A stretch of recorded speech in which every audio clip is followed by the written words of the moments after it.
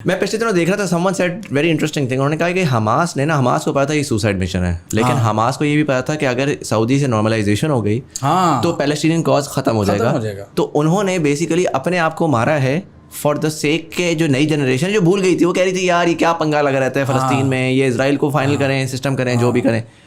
अब पूरी दुनिया को उन्होंने ये दिखा दिया है कि एग्जैक्टली क्या था इजराइल। उन्होंने अगली जनरेशन को बेसिकली एक्सपोज करके रख दिया, इजराइल को एक्सपोज करके जो मिलेनियल्स हैं, जो जेन जी हैं, वो वापस उनमें वो पैलेस्टीनियन कॉज की जान आ गई है, जो कि हमारे बड़ों में थी। हमारे और हमसे छोटे बच्चे कहते थे यार ये पता नहीं क्या खा पे, आई डोंट नो, क्योंकि उनको हिस्ट्री नहीं पता थी। तो उन्होंने अपने आप को मार के एसेंशियली पैलेस्टीनियन कॉज को अगले 50 साल के लिए जिंदा कर दिया। और आप देखें ये जो रीजन है, अब इस पूरे रीजन में सीरिया भी बड़ा इंपॉर्टेंट है। सीरिया का किरदार, अब सीरिया जैसे आपने बात की कि उसको वो गिराने की कोशिश करते रहे, असाद रजीम को नहीं गिरा, उसकी उसको सपोर्ट किसकी थी? रूस और ईरान की।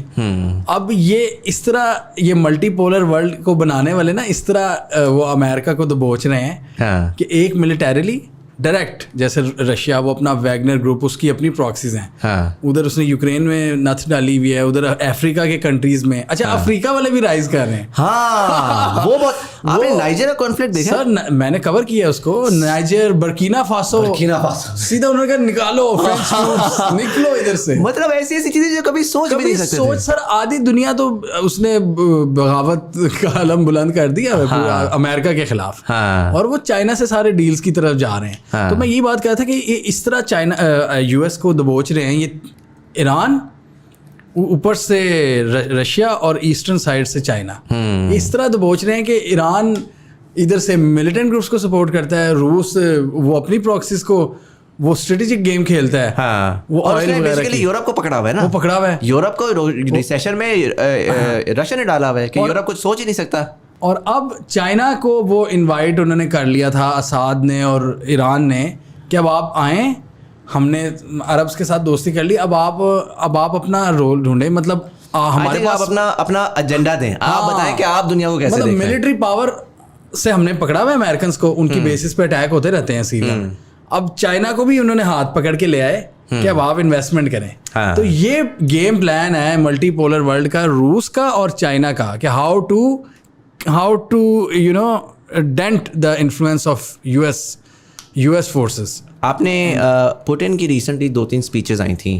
एक पर्टिकुलरली आई थी उनकी, जो कि एक उनका सॉर्ट ऑफ वो होता है, सेशन होता है हर साल, जिसमें ना वो थिंक टैंक्स को बुलाते हैं अपने पूरे across Russia and across the world.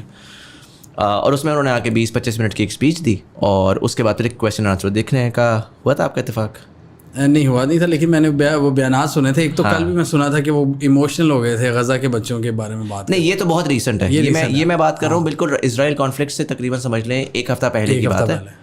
और उस पे जो है ना वो बड़ी इंटरेस्टिंग स्पीच है वो, और मैं I been listening to the speeches by Putin over the last 1 year. लोग जनरली नहीं करते उनकी, क्योंकि उनकी अपनी लैंग्वेज में होती हैं, ट्रांसलेटर्स के साथ होती हैं।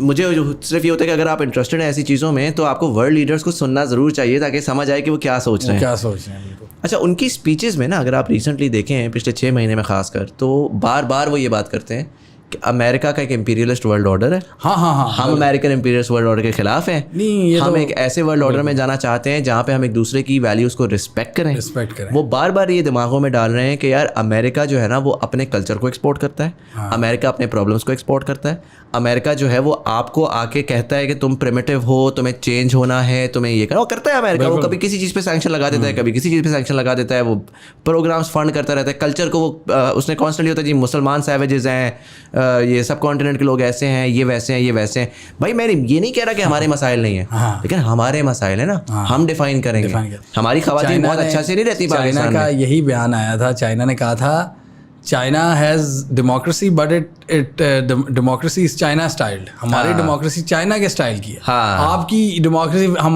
हमारी वेस्टर्न नहीं है। चाइना ने मुंह पे कहा था बाइडन की कि वेस्टर्न डेमोक्रेसी नहीं है, हमारी चाइना स्टाइल डेमोक्रेसी।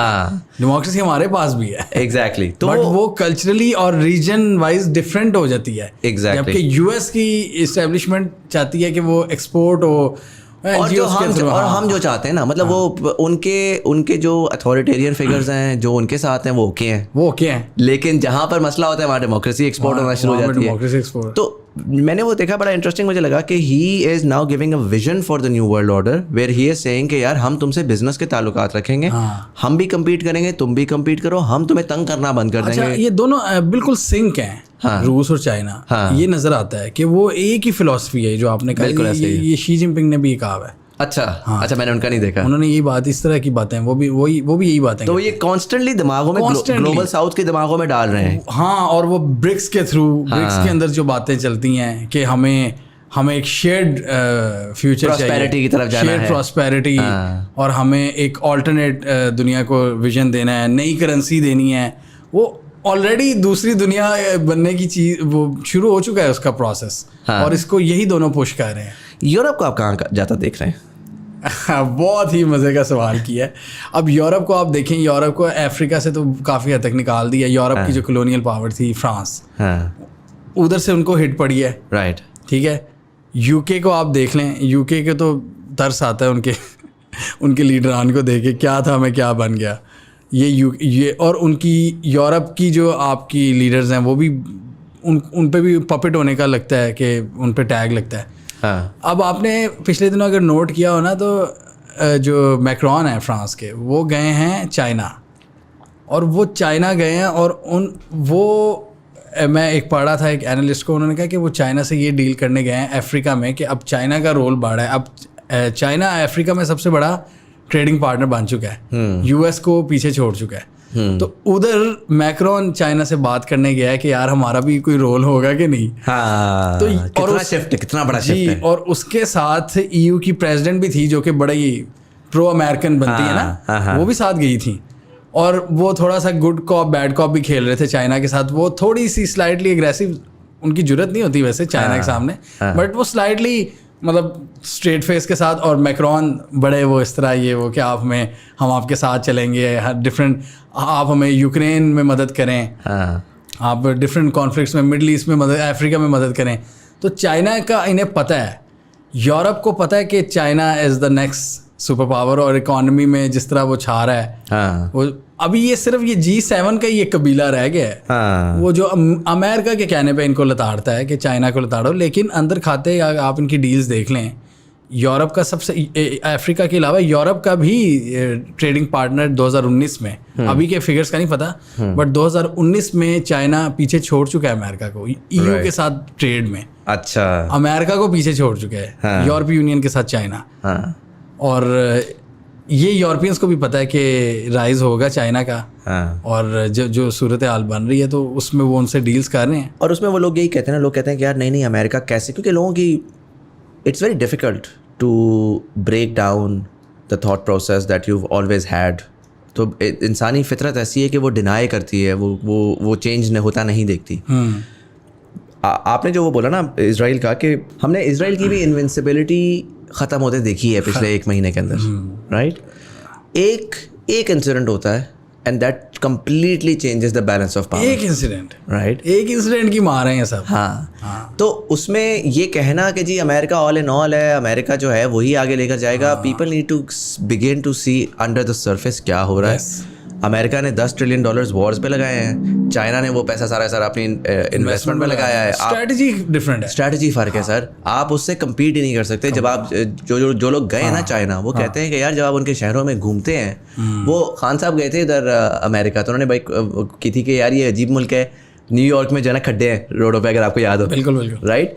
वो आके एक बड़ी बात कर गए थे, जो कि उस टाइम पे लोगों ने कहा कि यार मस्करा मार कर आ गए, बट एक्चुअल में मैं बड़े लोगों से मिला हूँ जो दोनों कंट्रीज गए हैं, वो कहते हैं यार वहाँ पर न्यूयॉर्क में तो वो कहते हैं ऐसा लगता है लाहौर में फिर रहे हैं, लिटरली इतने खड्डे हैं वहाँ सर। आप डाउनटाउन में एक सर्टेन एरियाज में जाएं, वहाँ पे वो बार्स होते हैं, पिस की स्मेल आ रही होती है, ठीक है, आपको डेवलप्ड वर्ल्ड की सेंस नहीं आ रही होती। मैं एक जहाँ पे मैं रह रहा था, वो 100 साल पुरानी बिल्डिंग है, एलिवेटर था नहीं, आपको 8 फ्लोर्स ऊपर चल के जाना, एसी सेंट्रल एयर कंडीशनिंग नहीं थी, ये सुपर पावर था, ठीक है, सेंट्रल एयर कंडीशनिंग नहीं थी, वो खिड़की को आधा खोल के ना एक पोर्टेबल एसी लगाया हुआ था ताकि थोड़ी अच्छी खासी गर्मी हो जाती है वहाँ पर। तो मैं 2 मिनट के लिए ना मैं रुका ज़रूर, मैं कहा यार हमने तो कोई और ही अमेरिका सोचा था, बिल्कुल ये क्या अमेरिका है। और वो वाकई यही बात है कि आपने लोन ले आपने उठा के वॉर्स पे पैसा लगा दिया। और दूसरा जो आप सैंक्शंस के थ्रू थ्रेटन करते हो, हाँ, ये रशिया यूक्रेन जंग में जो सैंक्शंस इनके अपनी अगेंस्ट गई हैं, हाँ, क्योंकि इसके बाद ये ज्यादा पुश बैक आया है कि हमें अपनी एक करेंसी, क्योंकि सारे डर गए हैं ना, हाँ, इवन पाकिस्तान भी उनमें शामिल है, पाकिस्तान हो गया, इराक हो गया, अर्जेंटीना, हाँ, ब्राजील के जो प्रेसिडेंट है नए, वो बड़ा बढ़ चढ़ के कहते हैं जी हमें डॉलर से हटना है, हाँ। क्योंकि जब दुनिया ने देख लिया कि इन्होंने बैठे बिठाए उनके एसेट्स फ्रीज कर दिए जो डॉलर्स में थे, उनको स्विफ्ट पेमेंट सिस्टम से निकाल दिया है, जो डॉलर्स के थ्रू करता है ट्रेड, और फिर आपने जी वो आप सैंक्शन लगा दी कि डॉलर में ट्रेड नहीं कर सकते। अब ये सारे फिर इनके पास क्या चारा रहेगा? फिर यही चारा रहेगा ना कि हम नई करेंसी की तरफ जाएं, और इसमें जो चाइनीज करेंसी है युआन, वो इसमें एक रोल प्ले कर रही है। अभी मैं देख रहा था कि वो ग्लोबल ट्रेड में दूसरे नंबर पे आ गई है, यूरो को पीछे छोड़ दिया है। ये इंटरेस्टिंग पिछले हफ्ते की खबर है, हाँ, कि वो तेजी से एक्सेप्टेंस ग्लोबल जो रिजर्व्स हैं सेंट्रल बैंक्स में, हाँ, उनमें चाइनीज करेंसी की अब कदर बढ़ रही है आहिस्ता आहिस्ता। अभी उनका total market share I think 6% है। अच्छा, यूएस के डॉलर का 45% है, इतना मैं गलत भी हो सकता हूँ लेकिन बहुत ज्यादा है, राइट। लेकिन वो चूंकि पीछे से एक चीज चली आ रही है ना, तो वो स्पीड से बढ़ रही है। एक्चुअल पावर ही वही है, पैसे वही ना, डॉलर की पावर। जिस दिन ये ऑल्टरनेट कोई चीज ले आए ब्रिक्स, जो ये एग्रेसिवली कोशिशें कर रहे हैं, हाँ, तो फिर आप देखें हेजिंग खत्म हो जाएगी यूएस की। हाँ, आप देखिए ना, तो फिर यहाँ पे ये सवाल पैदा होता है कि जो एक्टिवली इसमें काम कर रहे हैं उनके खिलाफ यूएस किस हद तक जा सकता है। जैसे ब्राजील के हैं। बट मेरा क्वेश्चन ये आता है, देखें लिबिया ने यही बात बोली थी, people don't know why they went to Libya. Libya wanted कि हम अफ्रीकन यूनियन बनाएं। गद्दाफी ने बेसिकली तो स्टेटमेंट्स ये दी थी, उन्होंने कहा अफ्रीकन यूनियन बनाएं, और जो हमारा तेल की एक्सपोर्ट्स हैं वो हम डॉलर से हटा के हम अपने दिनार में करेंगे। एक अफ्रीकन यूनियन अभी भी है, बट वो पपेट है। तो आपने जाके उसको भड़का दिया। सद्दाम हुसैन ने भी ऐसी बातें बोली, आपने उसको भड़का दिया। भुट्टो और शाह फैसल और गद्दाफी ने ओआईसी बनाई, उस टाइम भी उन्होंने यही बातें बोली। इवेंचुअली उनके क्या आउटकम्स हुए आपके सामने। बिल्कुल। इस बार ये बातें अब तो सुबह शाम हो रही हैं। हाँ, इस बार कोई रिएक्शन उस तरह से आ नहीं पा रहा। सो मैं ये कह रहा हूँ कि there is definitely a shift in the power as we historically seen. हाँ, इतना आसान नहीं है कि आपने बोला ही और सडनली जी वो एक अमेरिका अग्रेसिव आके आपको पड़ गया। अब तो वो बोलते रहते हैं। हाँ, अब तो आप देखें, इवन सऊदीज चलो खुल के पैलेस्टीनियंस को नहीं कर पाते सपोर्ट, लेकिन सऊदीज की जो फॉरेन पॉलिसी है उन्होंने काफ़ी हद तक आज़ाद कर ली है। हाँ, वो यूएस कहता रहता है उन्हें कि जी क्रूड ऑयल वो जो उसको सप्लाईज में इजाफा करो, हाँ, वो कट्स लगा रहे हैं। हाँ, वो रूस के साथ मिलके, रूस के साथ हाथ मिला के वो कट्स लगा रहे हैं। तो यहाँ से पता लगता है कि वो यूएस की जो पावर है वो रही नहीं है ना। उनका सऊदीज उनकी बात सुनते हैं। सऊदीज ईरानियन से हाथ मिला लेते हैं। चाइना मिडल ईस्ट में एंटर हो रहा है, नई करेंसी की बातें हो रही हैं। हाँ, फिर वो एक्सेप्टेंस जो चाइनीज करेंसी की, और जब टर्निंग पॉइंट वही होना है कि जिस दिन ब्रिक्स ने वो कोई अनाउंस कर दी, हाँ, तो फिर वो सैंक्शंस की क्या कदर रहेगी। हाँ, बेसिकली वो डॉलर लिंक्ड है ना सैंक्शन से। हाँ, कि हम वहाँ पे अगर आपने सिस्टम ही बाईपास कर दिया, और ईरान ने दुनिया को ये दिखाया कि हम सैंक्शंस के बगैर रह सकते हैं, बहुत इज्जत के साथ रह सकते हैं, सस्टेन कर सकते हैं। हाँ, और अब ईरान ने सरवाइव किया 30 साल सैंक्शन। अब ना चढ़ा है, अब अमेरिका पे अब उसका टाइम है, वो अमेरिका को चपेड़े लगा रहा है। हाँ, कि मैंने सरवाइव किया, अब मैं इमेजिन करें ईरान चपेड़े लगा रहा है, क्या लगा रहा है। एक सैंक्शन ज़्यादा मुल्क चपेड़े लगा रहा है, वो उसके खिलाफ एक नया महाज बना रहा है, मिलिट्री पॉइंट ऑफ व्यू से, स्ट्रेटेजिक पॉइंट ऑफ व्यू से, इकोनॉमिक पॉइंट ऑफ व्यू से। ब्रिक्स में वो एग्रेसिव है ईरान, हाँ, इधर सीरिया में वो एग्रेसिव है, फलस्तीन के इशू में वो एग्रेसिव है, हाँ, रूस को वो ड्रोन्स दे रहा है। हाँ, तो वो बढ़ के चपेड़े ही लगा रहा है ना। हाँ, तो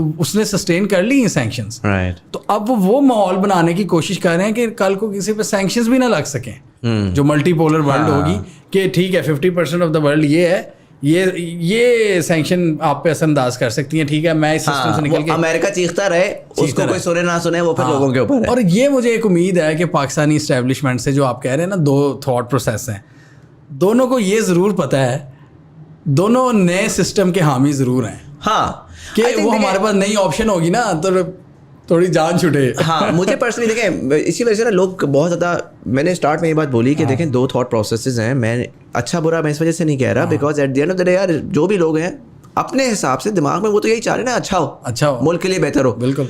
आप उस पॉलिसी से एग्री या डिसएग्री कर सकते हैं क्योंकि आपका एक एनालिसिस हो सकता है, but at the end of the day आप उनको वो नहीं कर सकते कि यार ये तो बिल्कुल जालिम जाबर लोग हैं जो कि जना बस आपको तबाह करने आए हैं. हाँ. सो वही वाली बात है कि as the reality of the global system changes तो वो रीअलाइनमेंट भी विद इन दैट स्पेस मेरा ख्याल है आ जाएगी और करनी पड़ेगी, नहीं तो फिर पीछे रह जाओगे. फिर आप 2-3 लीडर्स के साथ वो फिर वही होगा जो आपका वो आपको उन्होंने लिफ्ट वैसे भी नहीं करानी. हाँ. आप जितना मर्जी चले जाएं. हाँ. आप यू आर नॉट अ गोरा, यू आर नॉट G7, आप पाकिस्तान हो. हाँ. तो आपको अल्टीमेटली रीजन के साथ ही अलाइन करना पड़ेगा. हाँ. और एक बहुत अच्छी अपॉर्चुनिटी थी. I mean I am personally I am a little disappointed because बड़ी अच्छी अपॉर्चुनिटी थी. आज अगर हमारी पुरानी इस्टेब्लिशमेंट होती तो शायद इजराइल के और पैलेस्टाइन के मामले में हम बहुत डिफरेंटली प्ले कर रहे होते हैं. हम बहुत एग्रेसिव होते हैं, बहुत क्लियर होते हैं सामने. अभी तो हमारा है ही नहीं. इस टाइम आपके प्राइम मिनिस्टर साहब की क्या है, उनकी इररिलेवेंट,